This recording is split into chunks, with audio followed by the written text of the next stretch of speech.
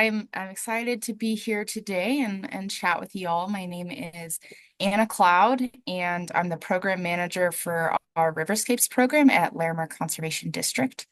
So for folks that aren't familiar with the term riverscapes, it's basically we're doing river restoration work and we're kind of expanding our view from thinking of the river as just the channel to kind of expanding and thinking about more of a landscape scale. So, riverscapes are kind of defined as the channel, the associated floodplain, side channels, maybe beaver meadows that are connected and that sort of thing. So think beyond the channel is kind of the tagline for riverscapes. So I'm going to talk about this project a little bit, the Lazy D Ranch Riparian Restoration Project, where we used what's called low-tech process-based restoration to achieve some, address some resource concerns and achieve some river health goals that we had established for the project.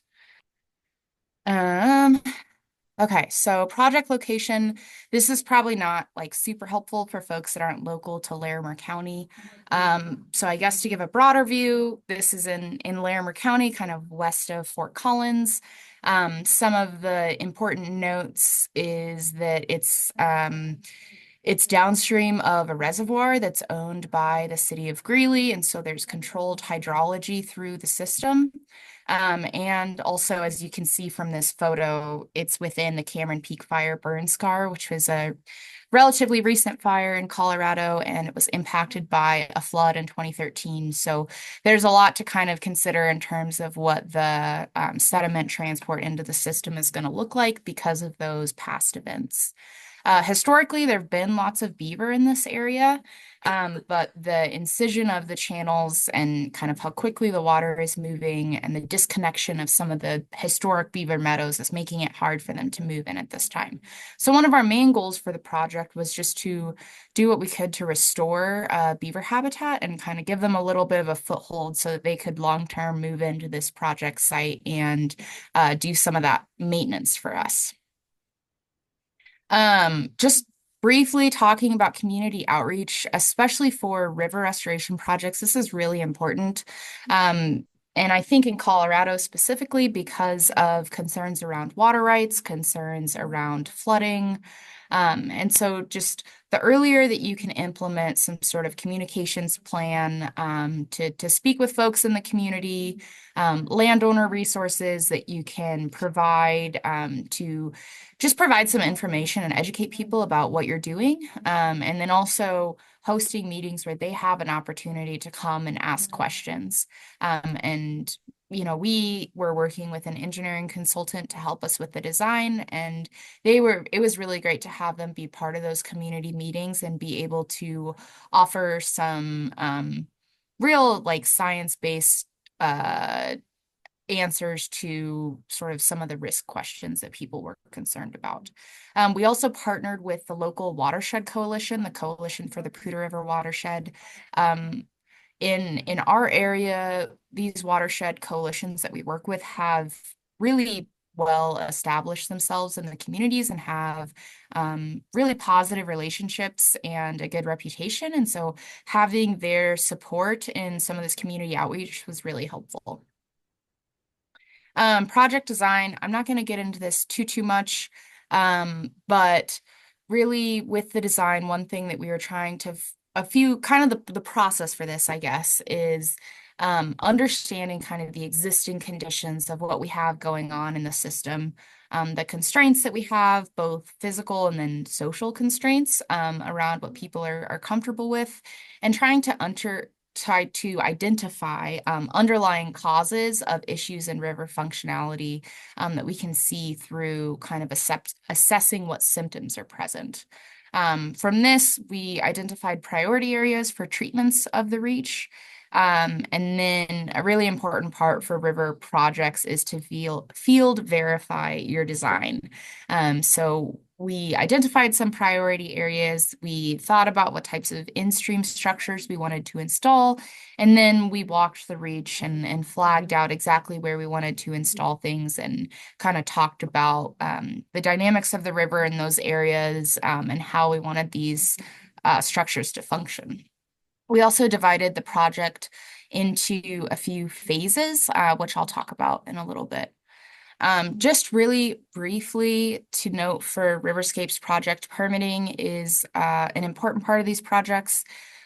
This project luckily was not within a FEMA mapped floodplain. So if you are wanting to do a river restoration project, I would say probably one of the first things you should look at is if your reach is within a FEMA mapped floodplain, because that greatly changes the cost and the timeline for doing this type of project.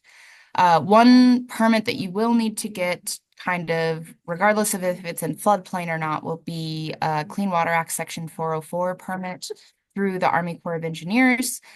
Typically, you can use one of their nationwide permits. Nationwide 27 is pretty applicable to this type of work, and it just is a pre-construction notification process that you go through where you provide them with some information about the project. And they have a chance to review.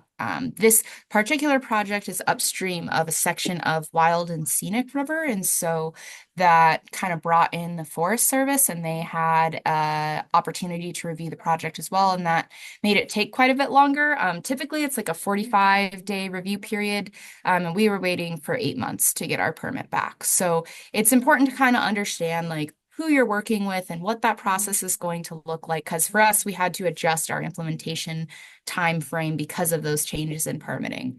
So the earlier that you can like establish relationships with your regulators and figure out who you're going to be working with, kind of the better in terms of just making sure your project runs as smoothly as it can.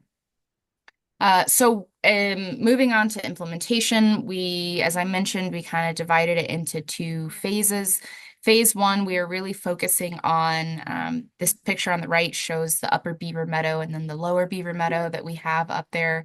So phase one was really focused on reconnecting that upper Beaver Meadow and then also doing some work along the main stem of the channel.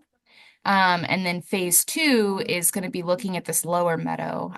Part of phase one was installing one structure, one beaver dam analog at the sort of entrance to the lower meadow. There's a lot of historic sort of natural infrastructure there from the beavers that were there previously. So a lot of beaver dams and canals that they dug. And so we really just wanted to get some water into that lower meadow and just kind of see what happened. And then phase two would be sort of adaptive management, seeing how well that lower meadow is doing and seeing if we need to add in additional structures.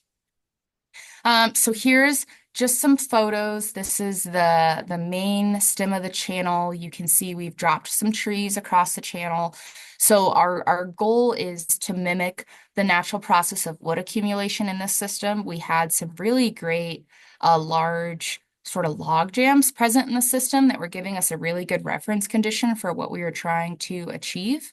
And so utilizing those, kind of seeing, okay, about how many trees are contributing to this log jam and really trying to mimic that natural process is what we were trying to do. So the idea with these trees is that when we get peak flows coming through, it's going to kind of push them together and jam them up and create more cohesive structures rather than the trees kind of just being spread wherever. But that, the water moving through the system and doing that, one thing with low-tech process-based restoration is we often say, let the water do the work. So, we could have gotten heavy equipment out here and drug these trees around and tried to get them exactly where we wanted them to be.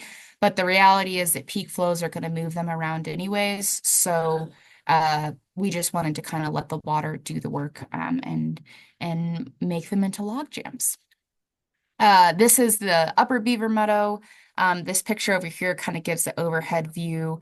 One thing that we were focusing on here is we're starting to have a channel avulsion happen, which isn't necessarily a bad thing. Channels change over time, and that's an important part of stream evolution. But in this case, the lower part over here, so the main channel kind of runs this way. And right here is where there's the entrance to the lower Beaver Meadow. And what's happening is the channel's kind of jumping and the main channel is starting to flow through here. So we're getting more flow through this side channel Beaver Meadow than through the main channel. And just with the topography here, if all the flow comes over here, it's going to leave this lower beaver meadow high and dry, and we're not going to be able to restore that habitat. So we were trying to do what we can to kind of stop the head cutting that's occurring through this side channel that's causing that avulsion to happen, and see if we can get some flow into this lower meadow. In the upper meadow area, we were really just building some beaver dam analogs to try to slow the water down, spread it out. The channel's probably 3 to 4 feet in size through that meadow. And so just trying to raise the water level a little bit so that it can kind of re-wet some of the vegetation through here that's starting to dry out and allow for more willow recruitment, which is good food for our friends, the beaver. This video here just kind of shows this area over here is the lower beaver meadow. And if you kind of watch the sun reflecting off the water, you'll see some of the water that's moving into this area.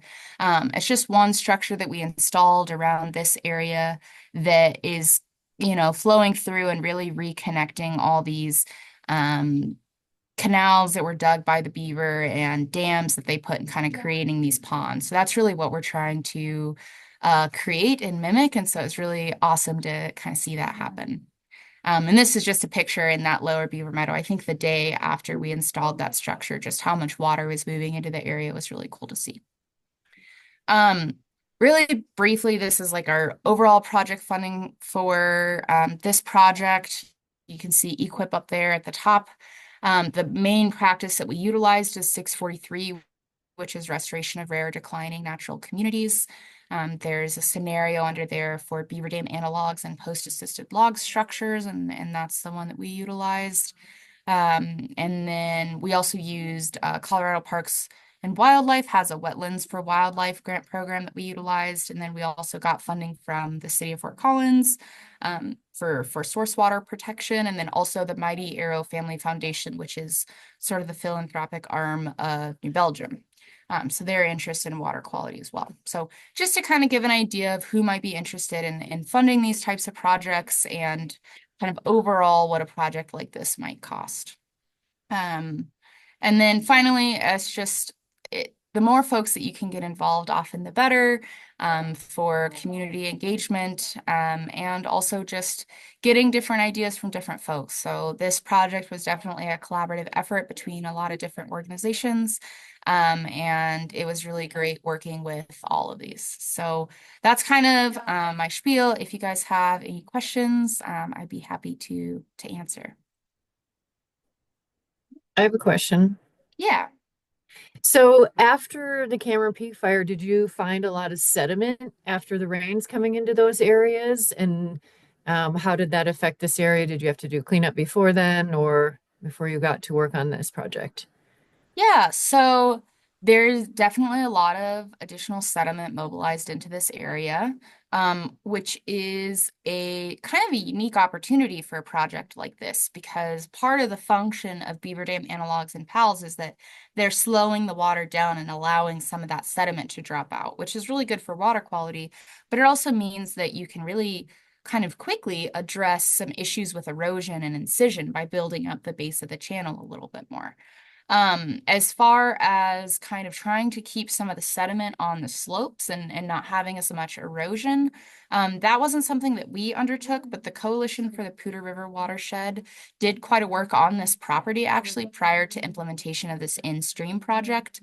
And they did aerial mulching in this area, as well as they had some point mitigation treatments where they built basically just like kind of willow wattles along the gullies that were forming on the hill slope, and those are functioning really well. They're completely full of sediment at this point. So definitely doing some like point treatments on the hill slopes, some of the steeper slopes can be really helpful to try to retain sediment in place. And then doing what we can to be strategic about installing structures where we want sediment to accumulate into the river for geomorphic sort of goals that we have. And I noticed on your table of funding that you had some money still left over to use. What else do you have to do on this project?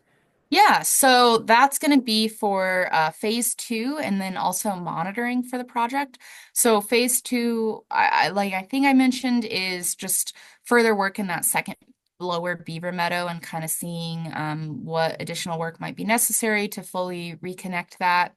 And then monitoring is a really important part of these projects, especially where we're at now, because we're still a little bit in the proof of concept phase. We're getting some funding from organizations like City of Fort Collins, folks that are interested in water quality, but the more that we can monitor how these projects change uh, water quality, how they change habitat, how we see population responses of both, aquatic and terrestrial organisms, as well as riparian vegetation. The more that we can monitor that and kind of put numbers to it, I think the more that we'll gain confidence in these types of projects and be able to show that we're achieving the goals that we set out to achieve. So the remainder of the funding there is primarily going to be for those two activities. Monitoring could go on forever. I'm hoping that we can do maybe 5 years of monitoring, but we'll just kind of have to see how much of this budget will need to be used for implementation. I know that you were talking about you called it field verify, we call it ground truthing, I guess same Mm-hmm. thing.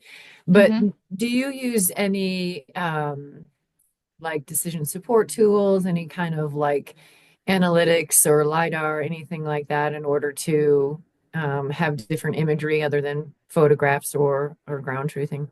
Yeah, absolutely. So one thing that's pretty common in planning these types of projects is to create what's called a relative elevation model. So it's like a digital elevation model, a DEM, but you basically create the 0 point for the model at the elevation of the surface of the water that moves through the system. So it basically shows you in different areas the elevation of the ground relative to the surface water elevation. So it can give you an ideas of where are your larger lower lying areas. And it can help you be strategic about, well, we want to place a structure here because we know it's going to help to re-wet this lower area. Whereas in this area, we can see that that bank is, 3 feet above the surface water level. So it's going to be harder to get up there. So that's definitely a tool that we utilize. There's also a fair amount that I personally have not done, but related to understanding sort of watershed characteristics, flow into the system. There's like hydrology and hydraulic modeling that you can do to kind of understand sort of what you're dealing with a little bit more and get a better picture of what your system is like. Are you guys affected by like snow melt and times in say March or April when water comes through there a little bit more heavier in your lower and upper meadows? Yeah, definitely. But being below that reservoir, that the drinking water reservoir that is managed by the city of Greeley, a lot of our flows through the system are more impacted by their schedule for releases. So it's definitely a modified hydrograph. Where we don't have like our peak flows aren't quite as high. They're maybe a little lower and more sustained. And some of that water is reserved for more later season irrigation flows to be released. So snowmelt definitely plays a role, but because of that controlled hydrology, it's not as impactful as it might be in an uncontrolled system. Sorry, I sort of dominated the Q&A there. No, thanks for the questions. Yeah, you took some of my questions, so I didn't have to ask them. I just want to say it's just such a cool project. Hmm. It was really, really interesting having you explain all the things that y'all have done. It's really, really cool. Yeah, Hmm. thank you. I'm very happy to have the opportunity. Yeah, and I'm excited to start seeing some numbers over the next few years. Hopefully more Yeah. beavers returning as well. Mm-hmm. Mm-hmm. For sure. We are I'm too. so sorry, one more quick question. How was the initial project identified? Yeah, that's a good question. So that happened before I was hired here, so I will do my best to explain what happened. But essentially, this is an area where The coalition, I believe the story is that the Coalition for the Poudre River Watershed had a connection with this landowner. They do a lot of outreach in specific areas and make connections. And the idea of a project was initially focused around forestry treatments being completed on the property. Obviously, this area was really burned by Cameron Peak, but the ranch owns additional property that was not burned in the Cameron Peak fire. So they wanted to do some forest restoration work.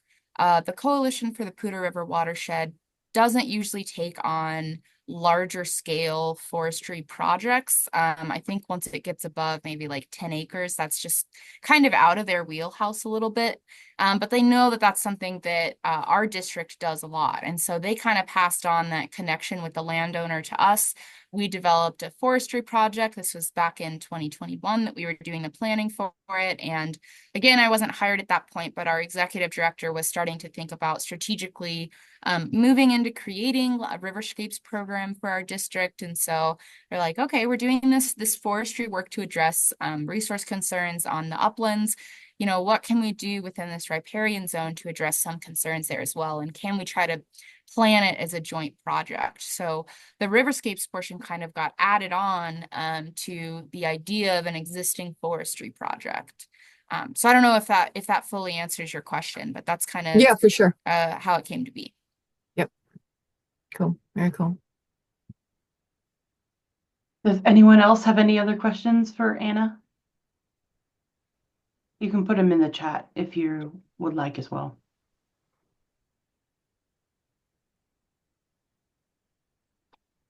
Okay, so we actually have two presentations today. So thank you, Anna, for being the first one to present. And next up, we will have Vanessa from the White River watersheds. Yeah. I'm sorry, my brain is And share my screen White here. River and Douglas Creek. There we go. It's a Wednesday. Happy Wednesday.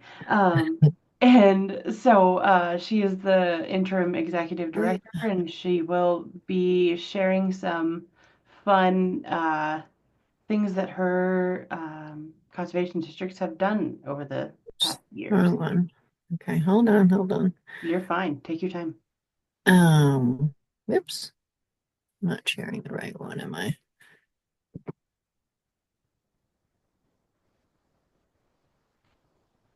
Okay, it's right here. That's what I wanted to show. No. Oh, did I just exit out of there? Gosh. Sorry, let me see if I have this up again. Okay. See, these snafus always seem to happen at the worst times. Let's see if I have that. It's not wanting to. I had it open. Okay. There we go. Okay.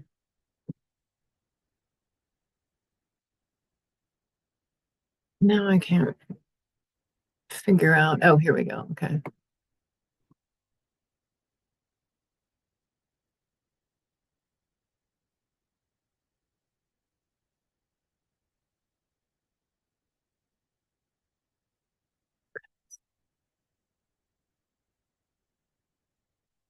Okay, can you see that or no? No. Can you guys see that? No. How is this not? I see if I can get rid of this.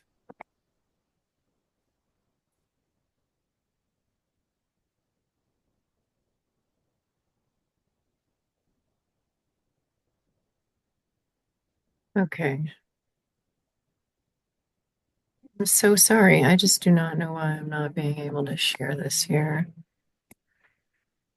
Okay, it's share my screen. There we go. Okay. Thank you. Okay. Let's see. Okay, there we go. Okay. So I'm Vanessa Trout, and I came aboard the White River and Douglas Creek Conservation Districts in March of this year as a forestry program coordinator. And since then, we've had our executive director transition into the Rio Blanco County Commissioner role. And so I'm now serving as the interim director in addition to forestry program coordinator. So from March until October, I've been really focused on our forestry program. But this presentation will be the kind of accomplishments for the whole year of 2024. So it's covering all of our natural resources in different areas within the districts. So thank you for having me on the coffee hour. These slides have a lot of information, but it kind of just breaks down. I'm going to kind of go over everything about the districts and how we're kind of structured. And so Rio Blanco County, which is where we are, we have a land use plan that was created 2020, and it's basically the land use in Rio Blanco County is determined through our land and natural resources plan and policy. And so it's a booklet. It's been developed and approved within our state statutes. So fundamentally, Rio Blanco County's policies regarding the use of our federal lands aligns with provisions made in the federal Land and Policy Management Act of 1976. So we rely on this plan for kind of guides the districts and what we choose to focus, funding on and grants and resources. So the land use plan, like I mentioned, identifies these policies that we focus on. We have a memorandum of understanding with the county. And so within the resources that are in the land use plan, we share some with the county. We take the lead on some, and then the county takes the lead on some. So that helps us kind of divide up the workload. We have 2 boards and 2 conservation districts they're separate districts and they operate separately, but they're managed by the same employees and staff. So different boards, 5 on each. The staff, we have 2 full-time. So we have a district manager, an office manager, and then myself, and then half-time, and then 3 contractors. So my position as a forestry program coordinator, I'm a grant-funded position. So the district's got a Colorado State Forest Service furworm grant, local capacity grant. And then also, it's just a unique situation, funded halfway through like a NRCS, DCT, CSCB position. So kind of a hybrid position, but it's working. And then so I'm basically focused on forestry. We have somebody focused on water, somebody focused on riparian, and somebody focused on range. And so we each kind of manage our own areas. We have different sales and rentals, and we do different outreach programs. We're bringing on a chipper rebate program next year. We have cost share programs. We're doing a fire preparedness day next year in May, and that kind of coincides with the forestry program and different things that we kind of take on board. And the forestry program was brought on recently as of March when I came on board. They had gotten the local capacity grant before then, but they were really having trouble filling the position. So all the forestry work really didn't start until March, and we've got some really cool momentum happening in that department. I mean, as with the other departments too, but because it's so new. It's in the forefront. Okay. So one thing that really guides decisions through the district is the White River Integrated Water Initiative. This is a picture outline of our county. And the initiative effort started in 2019. Local stakeholders serving on the Planning Advisory Committee, the PAC, to kind of identify things that need to happen along the river for different reasons. So they have a specific set of goals that they kind of make decisions based off of those goals. So I'm going to list them here, and they're pretty lengthy, but it's worth looking into. So again, all kind of around water and water resources is protecting and preserving existing water rights and other beneficial water uses, protecting and enhancing water quality and quantity through promoting best management practices for forest, rangeland, and riparian health. And a lot of the grants that we write for our specific projects always go back to these goals, water quantity and quality, identifying opportunities for creating or improvement infrastructure, and that would be like ditches, supporting development and maintenance of efficient and necessary long-term storage solutions to improve and enhance and ensure irrigation.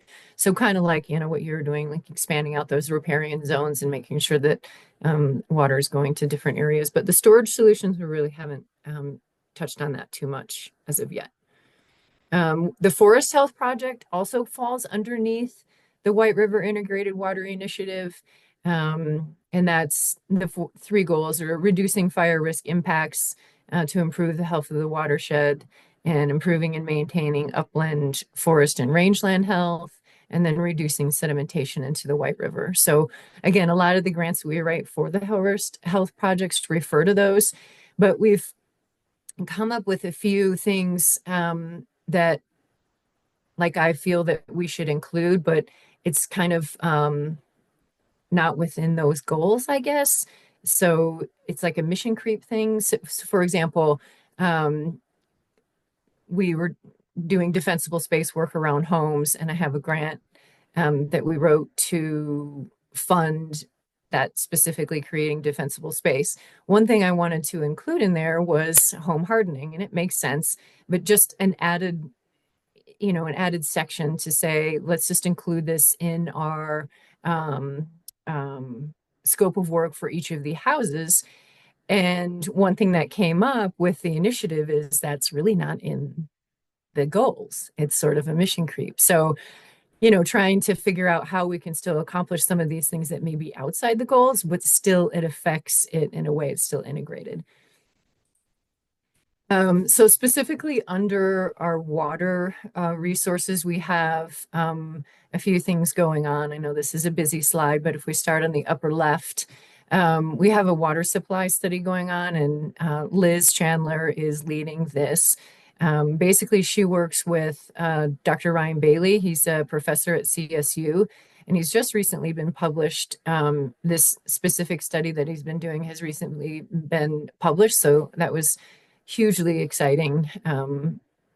So what he's basically doing is analyzing the ground return flow rates to the White River from irrigation practices. So if you're flood irrigating or overhead sprinkler irrigating, deciding whether, what the returns are based on each of those practices.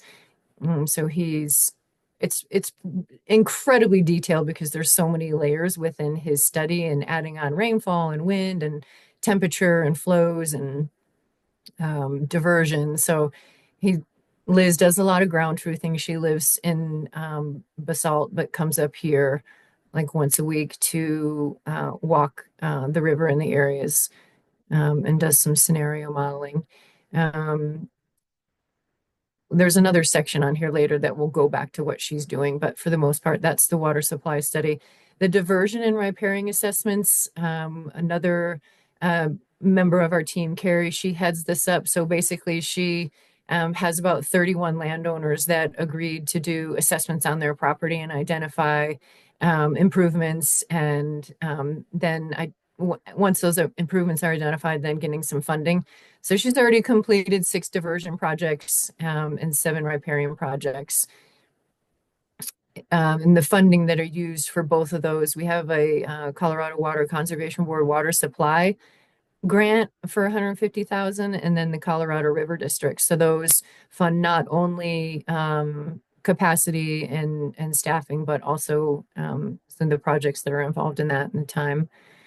Another thing that we have going on in the water resource is Dr. Mario Sullivan. He's at CNCC, so the Colorado Community College, to develop a natural resources Associate of Applied Science degree program. That's kind of a work in progress, but something that's underneath this water umbrella.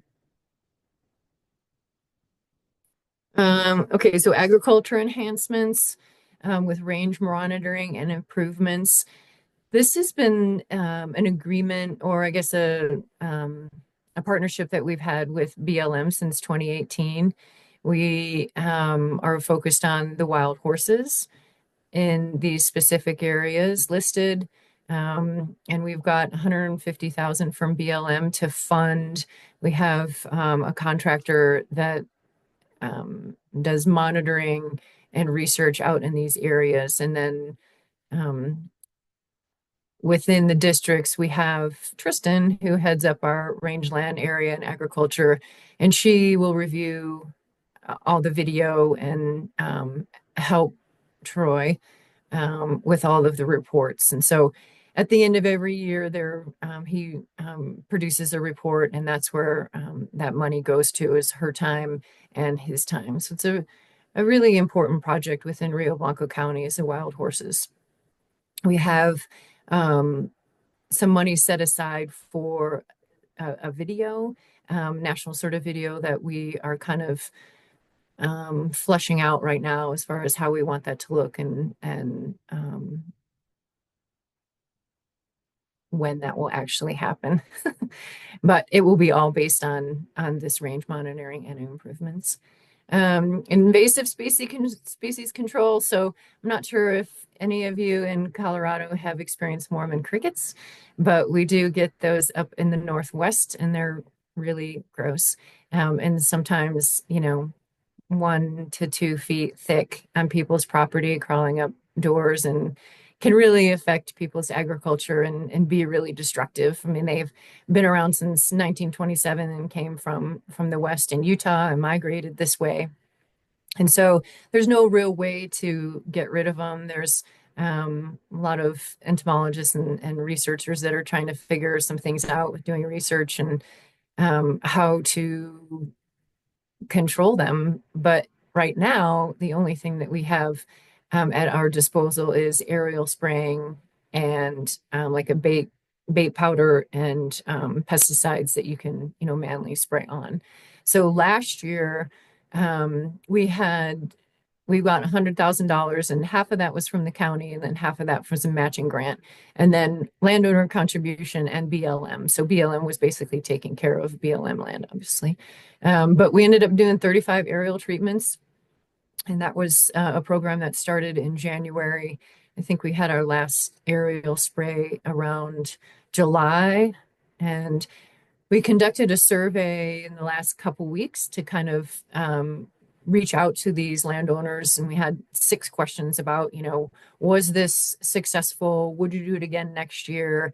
What were your thoughts on how to improve it? And everybody said, yes, we'd do it again. And this year, unfortunately, we're not getting county contributions, so we had to ask for a cost share. We're going to run a cost share program, and everybody was on board to do it. So who knows if they're going to come back? We don't know, but we are in the process right now of having a meeting with all of the different agencies next week and kind of figuring out what that program is going to look like. But something that will probably be an issue in years to come, because the eggs that are laid, they can stay dormant for like, I don't know, 10 years or something. And the specific conditions, the only way that they can be eradicated or killed is if there's like 4 days of below freezing temperatures without snow cover. So let's hope for that this year.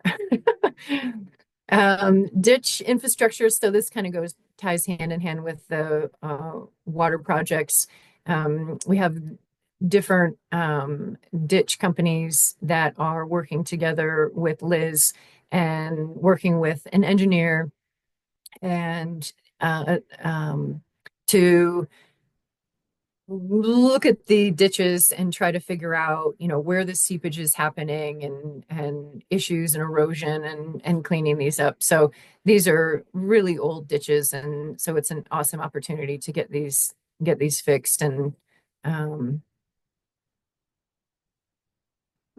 the funding is coming from, so this is just really for all of the technical advice and then engineers and the time that's put in with our staff.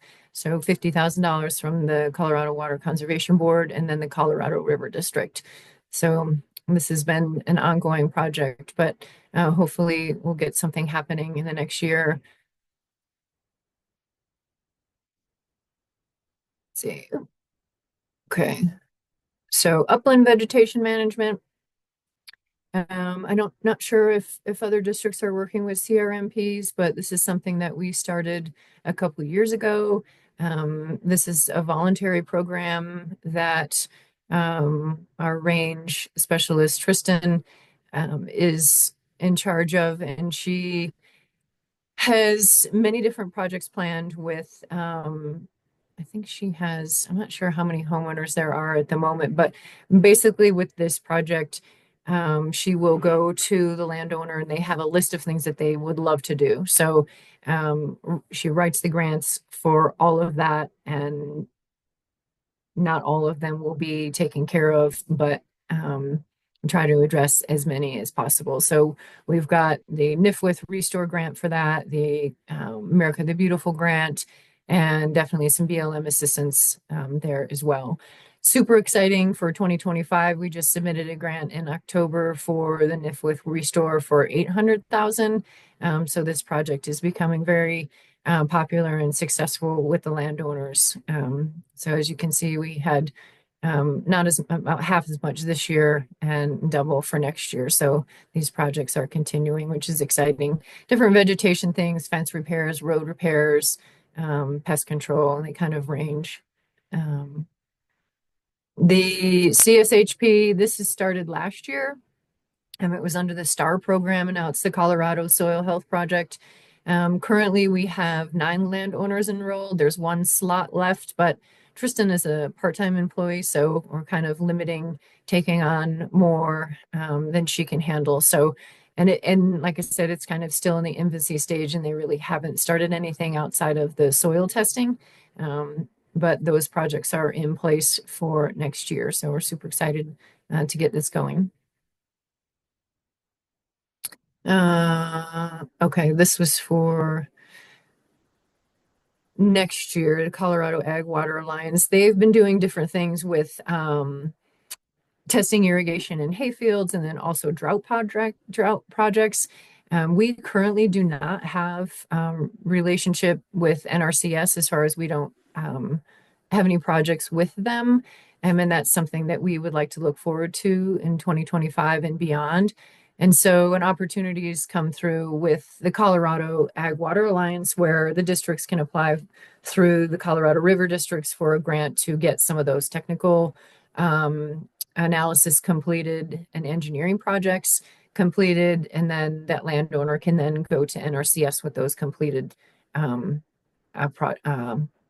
engineering analytics. So we're kind of looking forward to that and seeing how that flushes out. Okay, in the forestry department, this, like I said, started in March. We've had a lot of progress happening with this. We started this project basing it off of our CWPP, so our Community Wildfire Protection Plan, which identified like 5 priority areas. And those were also cross-referenced with the Colorado State Forest Service Risk Viewer app and their Forest Atlas plan. And so within those 5 priority areas, we kind of really hit hard and targeted those with projects to get basically all the, fuels mitigation work done. So on the upper left, the Ute, Papoose Creek, those are the names of the priority areas. We were able to get the conservation or the Southwest. Why can I not?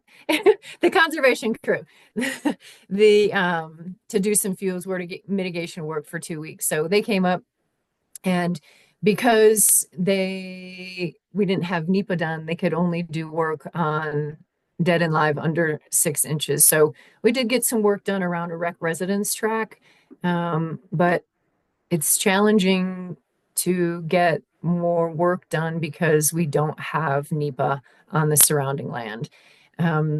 all that land is United States Forest Service, and we're kind of having a challenge with local capacity at the United States Forest Service office and funding.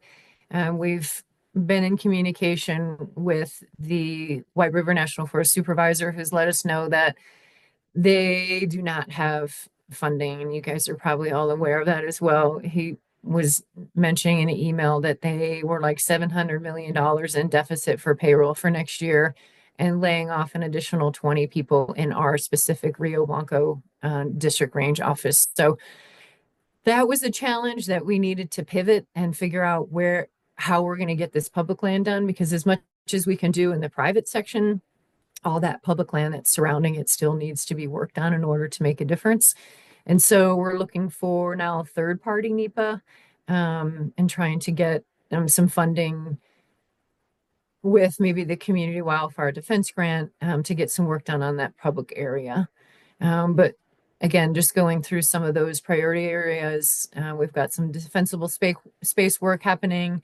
I applied for a Colorado State Forest Service furworm grant and making that a cost share program for the landowners for defensible space work. Another really exciting project that kind of developed after a site visit to all these priority areas with our forest work group. We had the BLM there and Colorado State Forest Service, United States Forest Service, and county and some private landowners. But as we were going through these areas, this particular one was very unique in the fact that it had county property, private property, BLM property, and United States Forest Service property in it. And it had a lot of resources as far as there was like 8 different tree species in there. So it's a really unique area of about 550 acres. And so BLM came to the table offering to a community assistance program. And so this whole next year, 2025, will be in the planning stage with BLM and the other agencies to figure out exactly what that implementation work is going to look like for 2026. So it's about a $2 million project.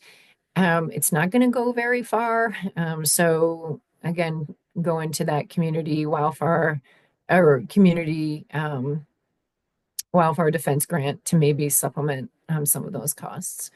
The bottom 3 under that cross boundary projects are, again, that United States Forest Service public land that is challenging. So that's kind of a work in progress. The grants that we've been using so far to fund these projects are the furworm grant. I have a CACD grant that we're using for a couple landowners to get some work done to use them as a demo. And so once they get work done next year, we're looking to make a promotional video of this project. We've got a drone specialist that's been taking videos. We're going to put that together with the work that we've done so far, and then also our fire preparedness day to get people kind of excited about it and get more people to understand a defensible space and work that would need to be done to protect their homes and their resources. I think we're right in the middle of the White River National Forest, and this is an actual picture behind me, and it's super thick, and a lot of it has, mountain beetle kill.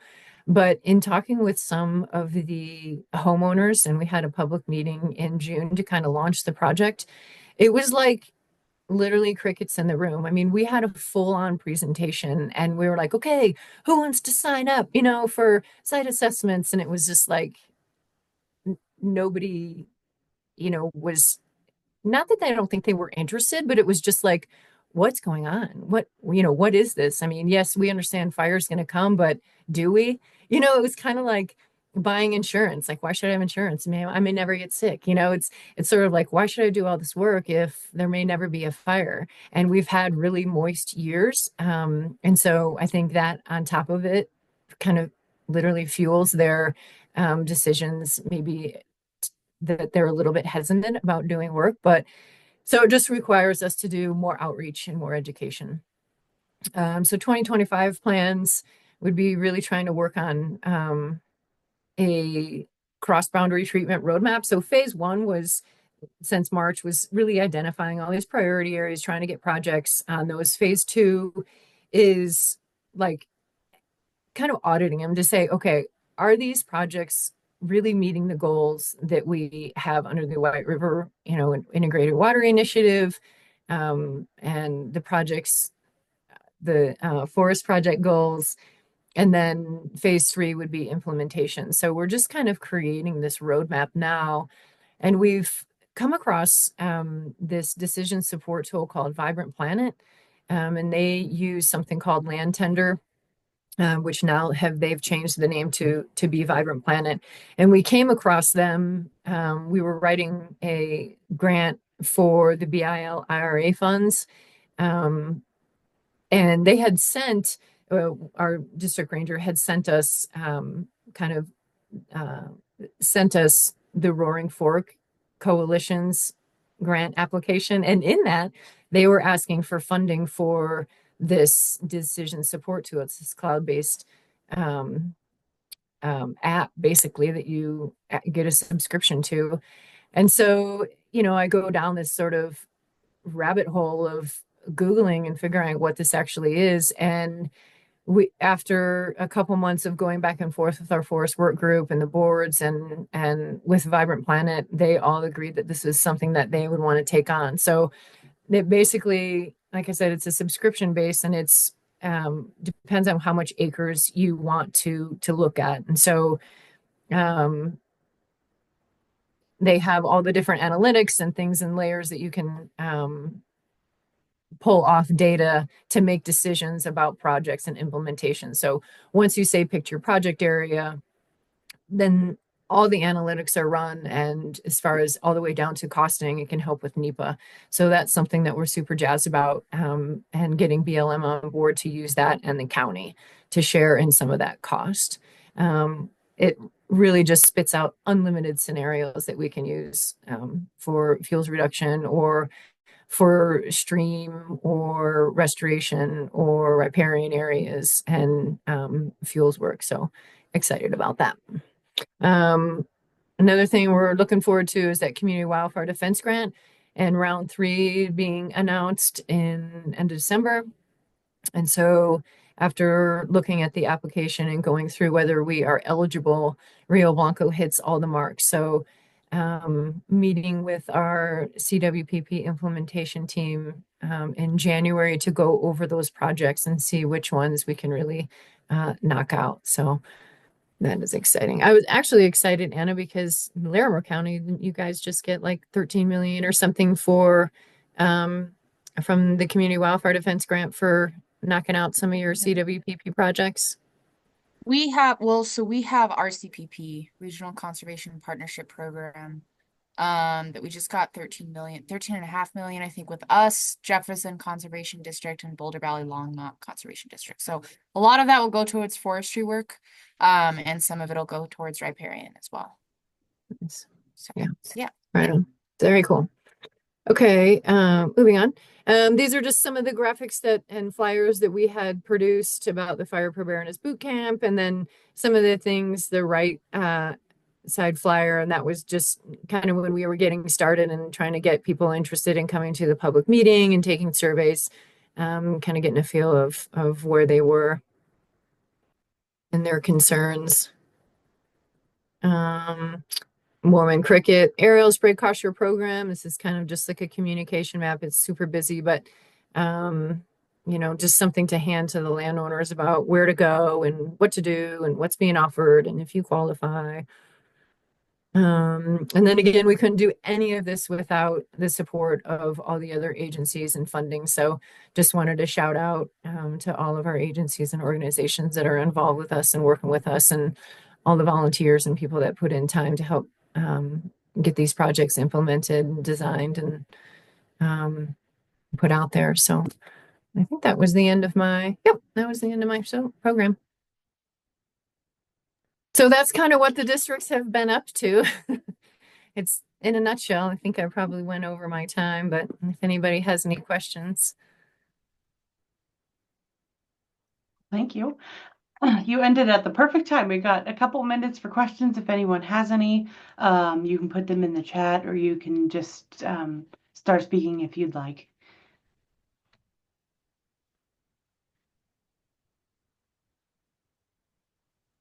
Yeah, I don't have a specific question, but I was just gonna say, yeah, great presentation and overview. You guys are busy. You're doing a lot. So thanks for sharing information, and it's helpful to see, what programs you have and the grants that are useful for those programs.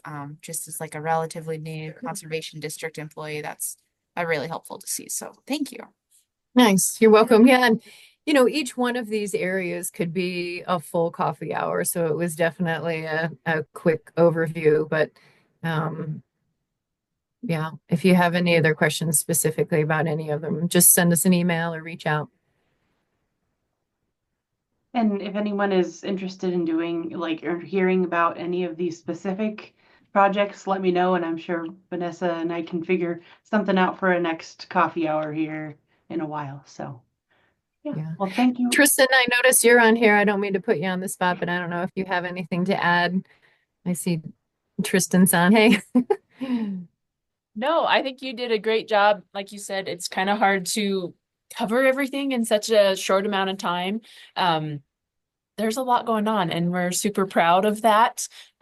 We have great support, obviously, from our landowners, our board members, several of the different organizations here in town, and that really makes things possible. I'm really proud of the relationships that we have, and really value those. So that makes it all possible. I'm grateful that we have great staff. Vanessa coming on recently, and Blake has come on recently. They're both doing a great job. So I think that's all I have. I think you did a great job of kind of hitting things high level. So good work. Yeah. Right on. And our board members, we've got super active board members, so that helps too. Yes, absolutely. Okay. I'm just going to stop the recording.